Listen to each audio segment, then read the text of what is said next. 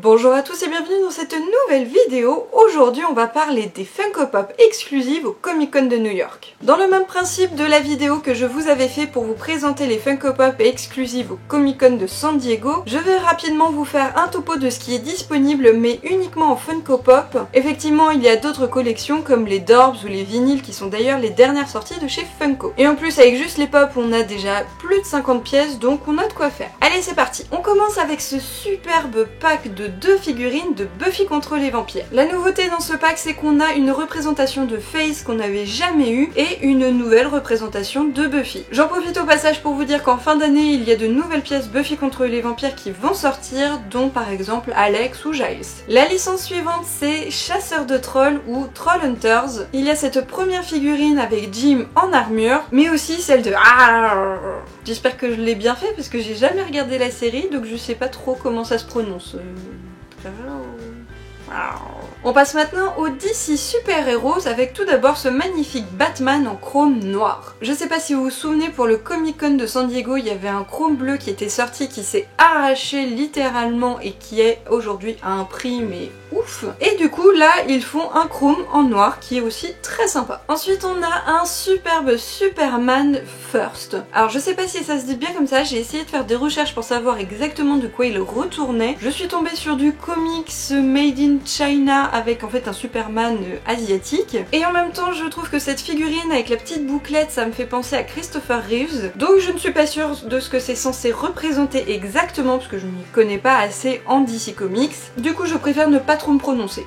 Au moins je me mouille pas. On enchaîne avec ce Batman 8 bits et alors là vous allez me dire mais qu'est-ce que c'est que ce truc là? En fait la collection 8 bits, donc c'est avec un effet pixelisé, c'est la nouvelle tendance de chez Funko. Ils sont en train d'en sortir plusieurs, notamment là pour le Comic Con de New York. Personnellement j'aime bien ce nouveau style mais je pense que ça peut pas fonctionner avec tous les personnages. On termine sur cette licence de DC Comics avec ces deux représentations du Yellow Lantern Batman. Oui, encore du Batman. On a donc la version normale et aussi la version Glow in the Dark. On enchaîne avec le jeu vidéo Dig Dug qui date des années 80 et du coup ils en ont fait une figurine en 8 bits. La licence suivante c'est du Disney avec d'abord cette magnifique figurine de l'oncle Picsou. Vraiment je la trouve magnifique. Ils ont aussi prévu deux nouvelles figurines pour la licence Kingdom Earth avec notamment ce Donald en mode Halloween mais aussi ce Dingo aussi en mode Halloween. Et la dernière pop de cette licence c'est quelque chose d'assez spécifique parce qu'en fait ils ont sorti, donc comme vous le voyez, l'abominable homme des neiges qui est en fait représentative d'une de leurs attractions, si je me trompe pas, du parc de Californie. Ensuite on passe à une petite Doctor Who que je suis super contente qu'il fasse et il s'agit du tout premier Docteur. On passe maintenant à Drôle de monstre qui fait partie en fait de toute une session de Nickelodeon qu'ils ont décidé de sortir et donc on a une exclusivité avec le personnage d'Ikis. On continue avec le jeu vidéo Five Nights at Freddy's Sister Location. Et on a cette figurine un peu spéciale en forme de télé qu'ils ont nommée Lolbit. Pour la licence Funko, ils ont prévu deux figurines avec tout d'abord celle de Bone Daddy qui est en plus limitée à 4000 exemplaires, mais aussi une nouvelle Freddy Funko en mode Statue de la Liberté cette fois-ci et qui est éditée à 6000 exemplaires. On a ensuite deux nouveaux personnages de la licence Game of Thrones. Tout d'abord avec cette fantastique Lyanna Mormont, mais aussi de ce personnage dont je ne m'aventurerai pas à prononcer le nom parce que je vais me planter, donc le voici. Ceux qui connaissent la série le reconnaîtront. Voilà. On a maintenant une petite figurine de la licence G.I. Joe avec ce Destro. Ensuite, pour la licence Harry Potter, on a cette superbe figurine de l'Épouvantard en Rogue. Je la trouve juste magnifique et super bien faite. Et on a ensuite une figurine pour les animaux fantastiques avec Gellert Grindelwald. On enchaîne avec le film Le Monde presque perdu et deux figurines. Donc tout d'abord, on a une représentation du personnage de Enic, mais aussi celle du personnage Slistak. C'est avec le Seigneur des Anneaux qu'on a une figurine en grand format avec le Balrog. Et en plus la figurine est Glow in the Dark. On enchaîne avec le film Disney qui date des années 70, Le Trou Noir. Il y a deux figurines ici, et donc tout d'abord celle de Vincent et aussi celle de Maximilian. On passe maintenant au maître de l'univers avec cette figurine de Beastman. Et sa petite particularité c'est qu'elle est flocked. Allez maintenant on passe aux Tortues Ninja et là en plus il y en a a pas mal. Ils ont en effet sorti tout un lot de Foot Soldier qui sont en plus très limités en termes d'exemplaires. Il y a le Red Soldier, le Blue Soldier, le Purple Soldier... Oui mon chat. Le White Soldier et enfin le Yellow Soldier. Et toutes ces variantes sont limitées à 500 exemplaires chacune. Et pour terminer sur cette licence, ils ont aussi sorti Shredder. Du coup, comme vous avez pu le voir, sur toutes ces figurines de Tortue Ninja, elles sont en mode 8 bits. On passe maintenant à la série animée des années 60, Lippy le Lion. On a donc deux figurines avec tout d'abord celle de Lippy le Lion, évidemment, et aussi celle de Hardy Har Har. Encore désolée pour la prononciation. J'ai jamais regardé. Et ces deux figurines sont limitées à 1000 exemplaires chacune. On enchaîne sur une nouvelle figurine qui est aussi limitée au niveau exemplaire et il s'agit en fait d'une licence Looney Tunes avec Speedy Gonzales.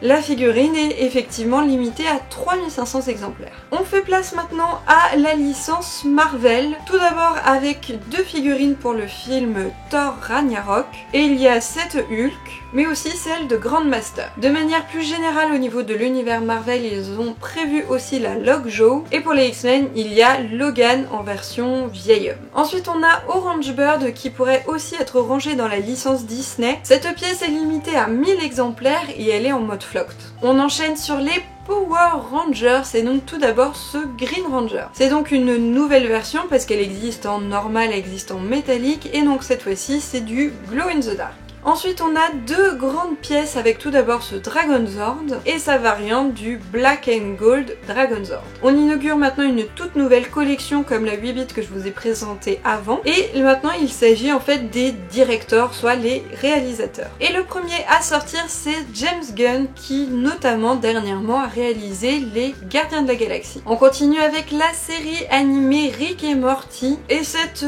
Chrombopoulos Michael de toute beauté.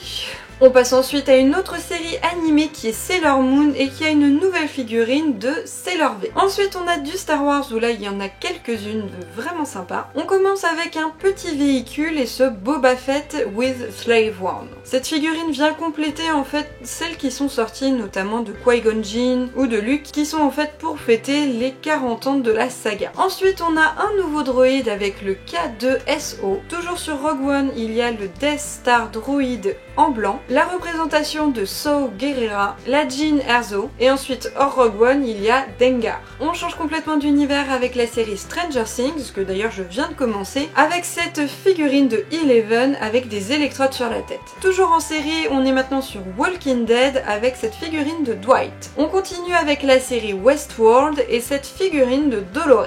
Et on termine ce flot de figurines avec un tout autre univers qui est en fait une pop de la WWE, c'est-à-dire du catch, et la représentation de Zack Ryder. Du coup, si je me trompe pas dans mes calculs et si je n'en ai pas oublié, il y a 60 nouvelles figurines. Il y en avait un petit peu plus de 60 pour le Comic Con de San Diego, je crois que c'était 61 ou un truc comme ça, c'était quasiment la même chose. Rapidement, je vous présente les figurines moi qui me tentent et il y a tout d'abord donc le pack Buffy contre les vampires. Pour la licence DC Comics, c'est vrai que j'aime beaucoup le Batman en chrome et aussi le Batman en 8 bits. Après il y a l'oncle Picsou dans la licence Disney, évidemment le First Doctor de Doctor Who, la Freddy Funko en mode Statue de la Liberté, l'Épouvantard pour Harry Potter, le Green Ranger pour les Power Rangers j'hésite, mais sinon le Dragonzord, les deux versions je les trouve super cool, et enfin les deux droïdes de Star Wars avec le K2SO et le Death Star droïde en blanc. Au total du coup ça m'en fait 10 dont le pack de Buffy.